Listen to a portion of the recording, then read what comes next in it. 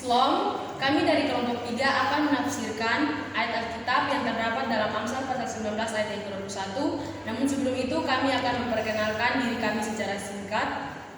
Perkenalkan, nama saya Debbie Lomakai. Perkenalkan, nama saya Endang Jakarta.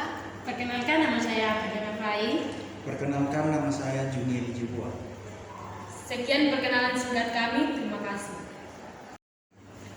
Baik, sebelum kami memaparkan materi kami yang lebih lanjut, perlu kita mengetahui pengertian hermeneutika. Pengertian hermeneutika dalam bahasa Latin, kata hermeneutika berasal dari kata hermeneutik yang berarti seni atau teori penafsiran.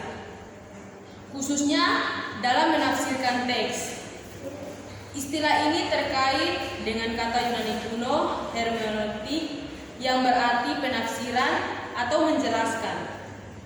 Jadi dalam teks bahasa Latin, hermeneutika menunjuk pada seni atau metode untuk memahami dan menjelaskan makna dan teks-teks, terutama teks yang kompleks seperti naskah hukum, filsafat, dan agama.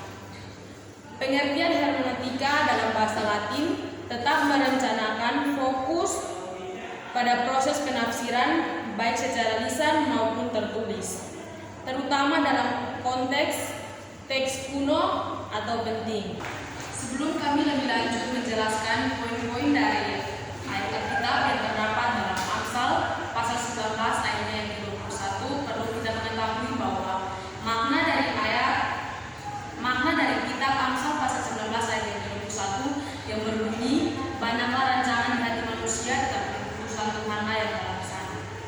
Ayat ini mengajarkan kita bahwa manusia bisa memiliki rencana, keinginan, ataupun impian dalam kehidupan kita manusia. Namun, kita tahu bahwa Tuhanlah yang memutuskan apa yang kita rencanakan itu. Makna dari ayat ini dapat dijabarkan sebagai berikut. Dibagi menjadi 3 bagian, yaitu yang pertama, kedaulatan Tuhan.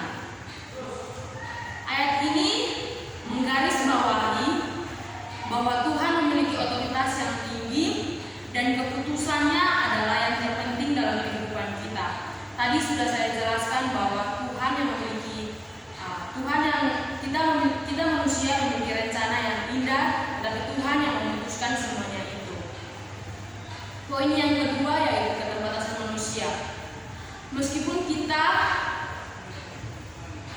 besar membuat rencana, kita harus menyadari bahwa kita tidak memiliki kendali penuh atas hasilnya. Oleh karena itu penting untuk mengandalkan dan mempercayakan rencana kita kepada Tuhan. Ayat ini mengajarkan kita bagaimana keterbatasan manusia. Contohnya, kita memiliki rencana yang indah, tapi Tuhanlah yang menentukan, Tuhanlah yang memutuskan semuanya itu. Poin yang ketiga yaitu kerendahan hati. Ayat ini mengajarkan pentingnya memiliki sikap rendah hati dalam membuat rencana dengan mengakui bahwa hasil akhirnya ada di tangan Tuhan.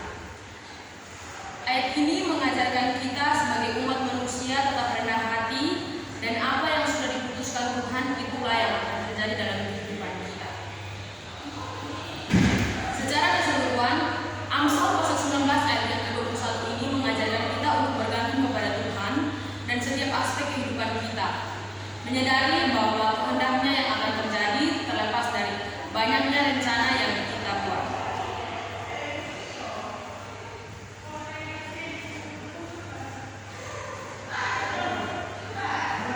Demikian dari makna Amsal pasal 19 ayat yang ke-21.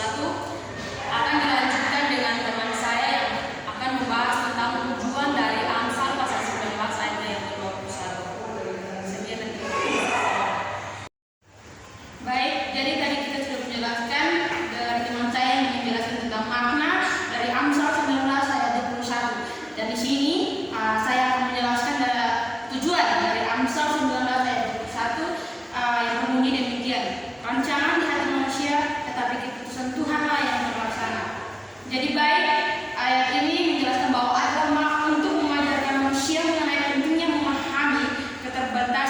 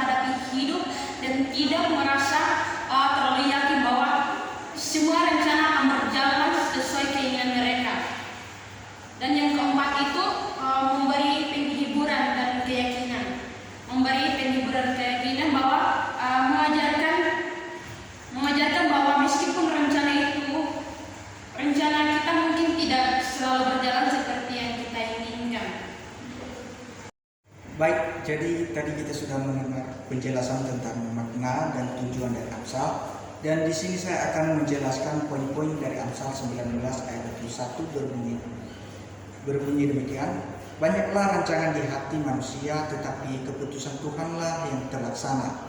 Ayat ini mengingatkan kita tentang keterbatasan manusia dan kedaulatan Tuhan dalam kehidupan kita.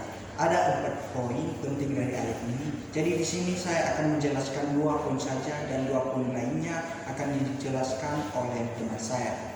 Yaitu yang pertama, poin yang pertama rancangan manusia. Keinginan dan rencana. Manusia memiliki berbagai keinginan, cita-cita, dan rencana dalam kehidupannya.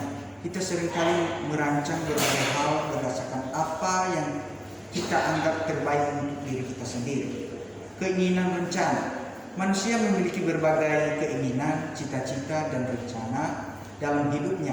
Kita seringkali merancang berbagai hal berdasarkan apa yang kita dianggap terbaik untuk diri kita sendiri. Keterbatasan pengetahuan. Rancangan manusia seringkali terbatas karena pengetahuan dan pengalaman yang kita miliki. Kita tidak bisa memprediksi masa depan atau mengetahui apa yang terbaik untuk kita dalam jangka panjang. Dan poin yang kedua yaitu kedaulatan Tuhan. Tuhan yang berdaulat. Ayat ini menekankan bahwa meskipun manusia memiliki banyak rencana, pada akhirnya keputusan Tuhanlah yang terlaksana. Ini menunjukkan bahwa Tuhan memiliki kuasa penuh atas segala sesuatu. Rencana Tuhan yang terbaik. Keputusan Tuhan adalah yang terbaik untuk kita, meskipun terkadang mungkin tidak sesuai dengan harapan atau rencana kita. Tuhan melihat segala sesuatu dari perspektif kekekalan dan mengetahui apa yang terbaik untuk kita. Demikianlah penjelasan saya dan teman saya akan dilanjutkan poin yang kedua. Baik, di sini saya akan melanjutkan poin yang ketiga dan keempat. Poin yang ketiga berbunyi demikian: kepercayaan dan ketundukan. Dibagi menjadi 2 bagian, yaitu pertama, percaya kepada Tuhan. Ayat ini mendorong kita untuk mempercayakan hidup kita sepenuhnya kepada Tuhan. Meskipun kita membuat rencana, kita harus selalu mengakui bahwa Tuhan memiliki keputusan akhir. Yang kedua, ketundukan. Kita dipanggil untuk tunduk kepada Tuhan dan bersedia mengikuti arahannya, bahkan jika itu berarti kita meninggalkan segala rencana kita sendiri. Poin yang keempat, perencanaan dengan kebijaksanaan. Dibagi menjadi 2 bagian. Yang pertama, rencana dan penyerahan. Meskipun kita diajak untuk merencanakan, kita harus melakukan dengan hati yang terbuka dan siap untuk menyerahkan rencana tersebut kepada Tuhan. Kita harus selalu mencari kehendak Tuhan dalam setiap keputusan yang kita buat. Yang kedua, kebijaksanaan dan perencanaan. Menggabungkan kebijaksanaan manusia dengan petunjuk Tuhan adalah cara terbaik untuk membuat keputusan yang bijaksana, yang berarti dalam hidup kita. Sebagai kesimpulannya, dalam Amsal 19 ayat 21 mengajarkan kita pentingnya merencanakan dengan kebijaksanaan, tetapi juga tentang menyerahkan rencana-rencana kita kepada Tuhan, yang keputusannya selalu yang terbaik bagi kita semua.